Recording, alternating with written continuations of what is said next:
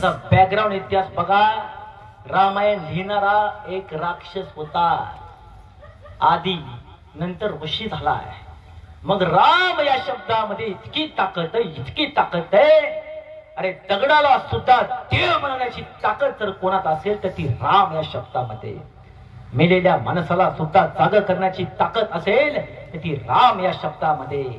एवढंच नाही तर हजारो रावण संपवण्याचं सामर्थ्य ज्या मनगडात आहे त्याला म्हणतात राम.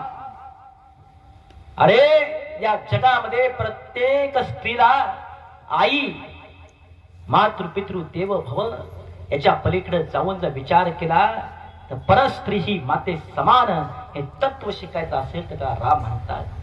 याच्याही पलीकडे जायचं असेल तर राम कशाला म्हणतात पाहायचं झालं असेल तर आपण आज माता पित्यांचं महत्व पाहतोय.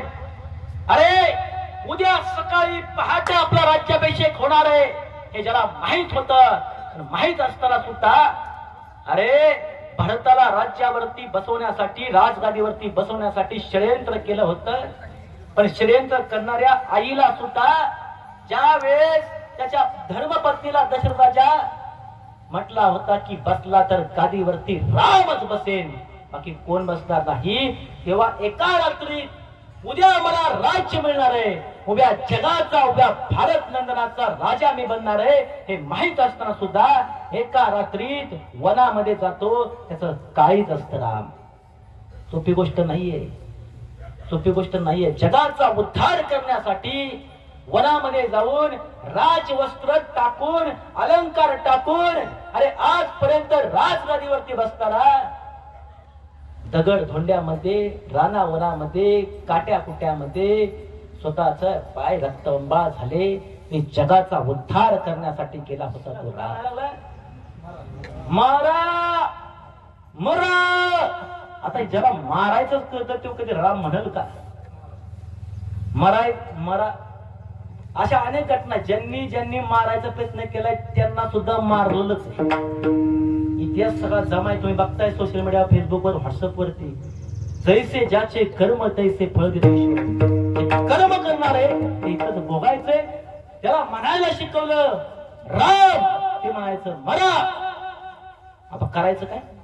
त्याला कुठल्या शाळेत घालायचं? इंग्लिश मिडियमला घालायचं, सेंटेन्सला घालायचं, माळोजीराजाला घालायचं, समता आश्रमाला घालायचं, कुठं घालायचं? का तुमच्या हातात घेऊन त्या टाकाय डोक्यात? होय, ते मराच म्हणायचं शेवटी. मला मरा मरा म्हणा बरं, मरा मरा मरा मरा मरा मरा मरा.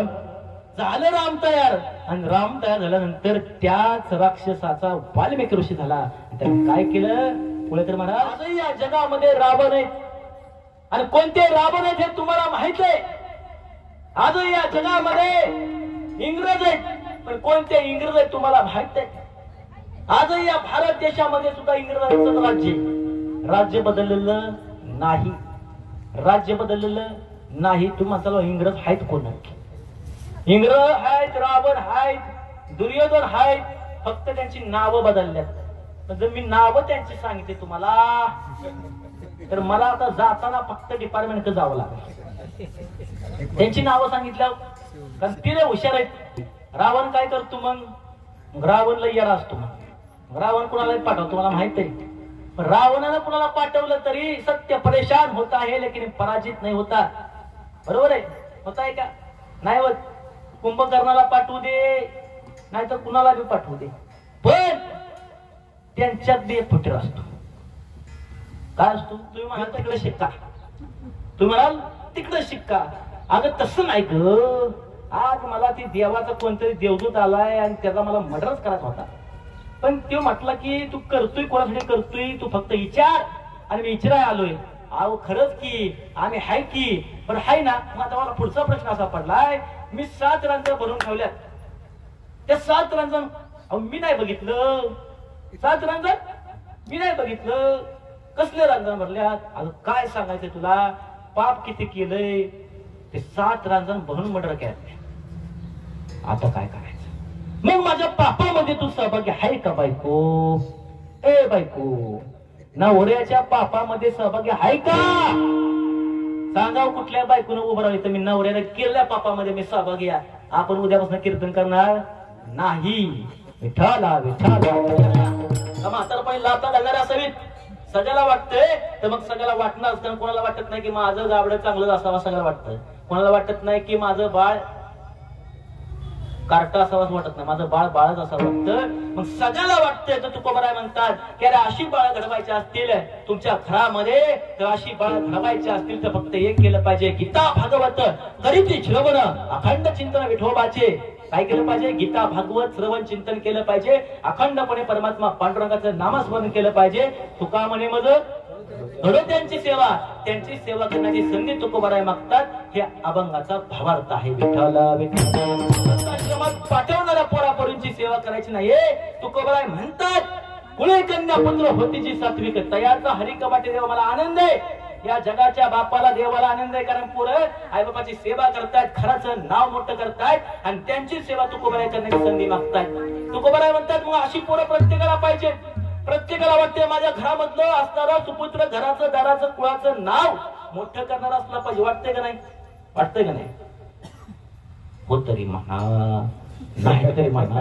महाराज गाडीवर पुढे येतात, नाहीतर आपण चालायला. ह्यांना काय वाटत नसेल तर आपण उपयोग का? अजिबात नाही. यम सुद्धा थरथर कापायला लागतो ते तुकोबाराय. आणि जगामध्ये सगळ्यात मोठं थन कोणतं असेल ना माणसापाशी, ते शब्दांचं थन आहे. आमा खरी थन शब्दाचीच रत्ने, शब्दाचीच यत्ने शस्त्र करू. शब्दच्या मुच्या जीवाचे जीवन, शब्देची वाटू जनलोका. तुका म्हणे शब्दे हाची देव, शब्देची गौरव पूजा करू.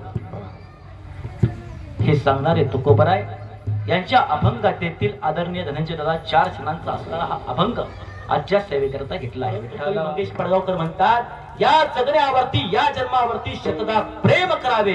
पण जी माणसं आपल्या स्वतःच्या जगण्यावरती प्रेम करतात ना, तीच माणसं आयुष्यामध्ये पुढे जाऊन खूप मोठा इतिहास रचतात. या माणसानं स्वतःच्या जगण्यावरती प्रेम केलं. या तुकाराम दादांनी खरं तर अभंग तुकोबारायांचा आहे आणि त्यांचेच नावकरे आहेत, त्यांचा अभंग आहे आणि अभंग सुद्धा त्यांच्याच नावकऱ्यांचा आहे. खरं तर त्यांच्या पश्चात आदरणीय निर्माण करणारी सावित्रीबाई फुले यांच्यासारखी माता पाहिजे, त्यांच्यासारखा पाप क्रांती सूर्य महात्मा ज्योतिबा फुले पाहिजे. आणि एवढंच नाही, अरे हाडाची कड रक्ताचं पाणी करून माझा पोरगा या पोरानं स्वराज्य निर्माण करावं म्हणून फुले सुपे चात्यांची जागिरी पुरावा बहाल करून बेंगलोरच्या प्रांतामध्ये हाडाची कड